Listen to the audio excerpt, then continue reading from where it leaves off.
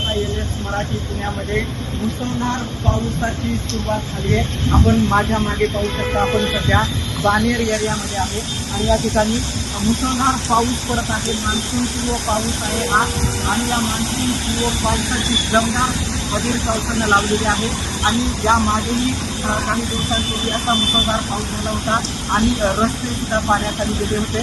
त्याचप्रमाणे आता सुद्धा आपण माझ्या मागे पाहू शकता की हे रस्ते जे आहेत ते पाण्याखाली गेल्याचं आपल्याला पाहायला मिळत आहे। कॅमेरामनला विनंती आहे की रस्त्यावरचं पाणी दाखवा।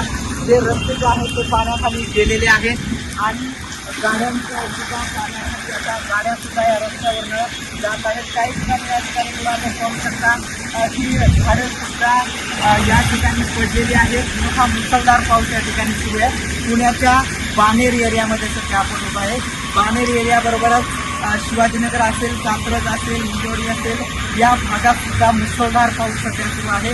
गेल्या काही मिनिटांमध्ये हा पाऊस सुरुवात झाली आणि अत्यंत अचानक मुसळधारपणे पावसाला सुरुवात झाली आहे आणि पुण्याच्या बानेरमधील जे रस्ते अतिशय पाण्याखाली गेल्याचं आपल्याला पाहायला मिळत आहे। त्यानंतर हवामान विभागानं जे आहे ते कालच मुसळधार पावसाचा इशारा दिला होता। त्याचप्रमाणे हा आज पाऊस सुरू झालेला आहे। त्याचप्रमाणे उद्या आणि परवा सुद्धा पुढील 24 ते 48 तासात सुद्धा मेघगर्जनेसह मुसळधार अशा पावसाचा इशारा हवामान खात्यानं दिला आहे। त्यामुळे नागरिकांना विनंती आहे घरातून कुणी बाहेर पडू नका।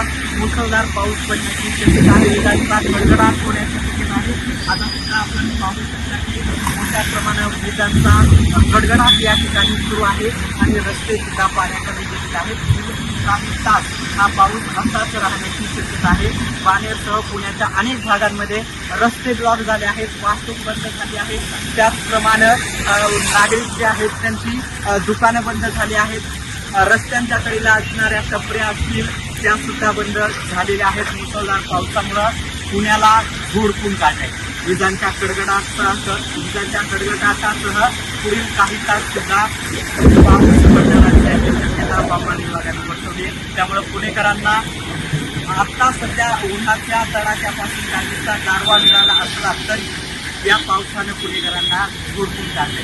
त्यामुळे पुणेकरांना पावसापासून सावध राहा। अजून काही तास पाऊस पडण्याची शक्यता आहे। LS मराठी पुणे।